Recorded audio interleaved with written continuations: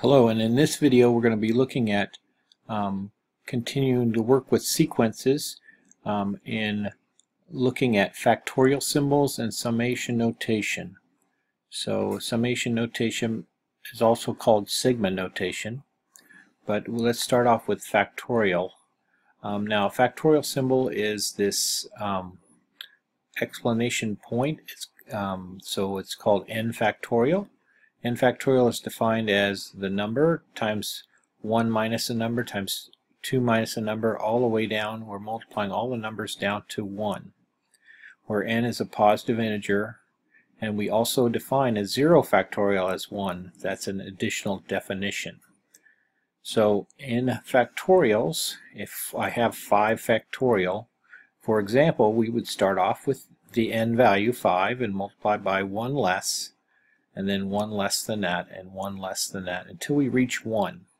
And we multiply those numbers together, so we have 20 times 6 is 120 for the answer to this. Alright, now on your calculator you have a factorial button also. It's found under, let's say we wanted to check this, we would do 5, and then that would be under math, but we would go over to probability. It's found under the probability, and there's a factorial. Number 4 is a factorial button. So 5 factorial, it'll multiply that out for you. There's 120. So that's how we find it on the calculator. It's under math, move over to probability, and we find it there in the menu. Alright, simplifying some factorials. So if we had this simplification problem, if we didn't want to use our calculator, didn't have that with us, we can write this out as 8 times 7 times 6 times 5 times 4 times 3 times 2 times 1, and on the bottom we have 5 times 4 times 3 times 2 times 1, and we can reduce many of these terms all the way to 5s. So really this is just 8 times 7 times 6. Alright, and that would be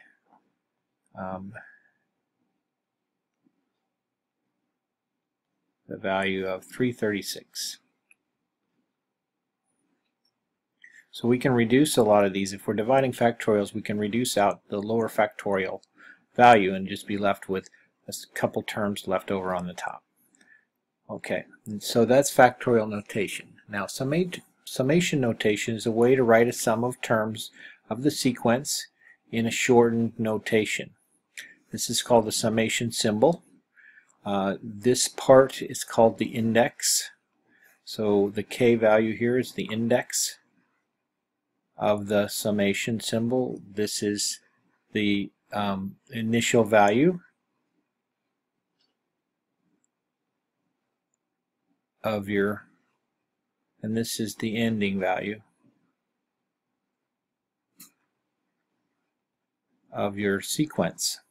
So this is how we would write this sequence here. This one starts at an initial value of 1, so it's a sub 1, a sub 2, and we count all the way up to this ending value of 7 as our value here. So this sequence, this sum is written for this long sequence here. This is how they would write it. We have the a sub k. For every k value here we replace with the values from 1 to 7. Alright, so we count by ones in that. Alright, let's do some examples of expanding notation that's summation. So in this one we have 3k, and we're running from 1 to 5. So our first term would be 3 times 1, because we'd start at this value. And then we have 3 times 2, and 3 times 3, and 3 times 4, and 3 times 5. Because we would end at this value right here, 5. So we go 1 through 5 there. So our answer to this would be 3 plus 6 plus 9 plus 12 plus 15. Alright, and we have 18 times 2, that's 36. So this is 45. Let's just verify that. So we have 18 times 2 point plus 9. Alright, that's what I got as well. So I match them up here. Here's 18. Anytime you have a sum that goes up by a constant amount, you can see there's 18, 18, and then 9 in the middle, half of the 18. Now if we had an even number of numbers, we'd have 18 times 3. Okay, so that's my easy way to add them up. I see that pattern. Now in the second example here, for writing this out, our ending value is n, so we're not really going to have a numerical answer to this one because we're going to end with an n value. So we can start this out anyway and write 1 in there. So we have 1 squared plus 1 as our first term. Our second term is 2 squared plus 1. Our third term is 3 squared plus 1. Our fourth term. Okay, we have several terms after that. We're going to end with the term of, not end, but the previous to the end term.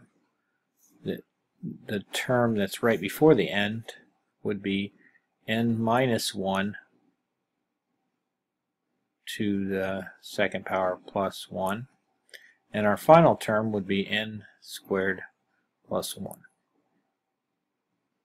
Okay, so if we were to write this out a little bit simpler, it would be 2 for the first term, 5 for the next term, 10 for the next term, and then we'd have the formulas here afterwards. We have some dots to represent that it continues on until we get to the n minus 1 squared plus 1, and then our last term would be n squared plus 1. So in writing this out, we would just write out as many as we can. We do about 3 in the beginning, and then we say that this continues till you get to the end, wherever n ends. Alright, so that's writing or expanding summation notation into a sum. Alright, and then what we're going to do, the last thing we're going to do in this section is writing this sum in summation notation. So we're going to have a summation notation. We're going to start with 1 as our index, and we're going to count our number of terms. We have 1, 2, 3, 4, 5, 6, 7, 8 terms, so we're going to go from 1 to 8. Now we have to figure out our formula that goes in this. So I'm going to put my k here. K is 1, 2, 3, 4, and a sub k, the terms are going to be 3, 7, 11, and 15. Well, if I'm looking at this, this has a pattern to it. It increases by 4 each time. So I'm going to try 4k as my value. Now if I put in 1 for 4k, I get 4. It's not 3, so what we have to do is we have to subtract 1 from it to get 3. So if we look at this and we can verify some of these, if I put 2 in there, that's 8 minus 1, that's 7. If I put 3 in there, that's 12 minus 1, which is 11. If I put 4 in there, I get 16 minus 1, which is 15. This seems to be my solution to get these values after I put the k values in of 1 through 4. So my answer to this would be 4k minus 1 as my rule in the summation notation.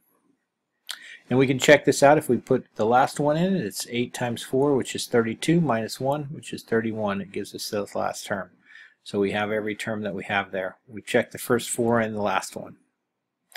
Alright, now my final example here is a sum that alternates. So in this case we're going to go with a sum notation. Our index is still going to be k. We have 1, 2, 3, 4, 5, 6 terms. So we're going to go from 1 to 6. Now on this one, we have alternating signs. Alright, so what we're going to need to do is we're going to need to put in a negative 1 to a k power in order for the signs to change. So a negative 1 to the first power is going to be negative 1.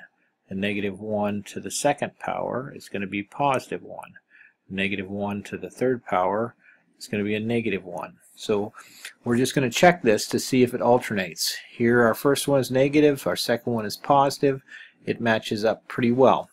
Now if our signs had started with a positive, then what we would do, if we had started with the values of 1 then 1/2, I'm sorry, 1 then negative 1/2,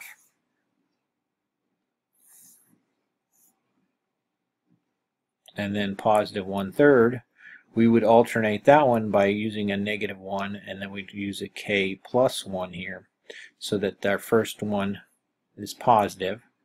If we put 1 in there, we get 2, so we really start the terms here. So we kind of shifted over 1 so that we'd get a positive value. So if we had a positive start to our sequence, we would use this one. But since we have a negative 1, we're going to use this negative 1 to the k. Now we're going to look for the rule here. It looks like the rule as we have here, we're going to have 1 in our numerator each time. This one's not written as a fraction. I'd still write it as 1. We have 1 in our numerator, and then our denominator increases by 1. So each time we're just going to go up by the k value. So the first term has a 1 in the denominator, second term has a 2, third term, last term is 6, is a 1/6 power. So this is my summation notation for this sum. And that's it for summation notation and factorials. We will continue with arithmetic sequences in the next video.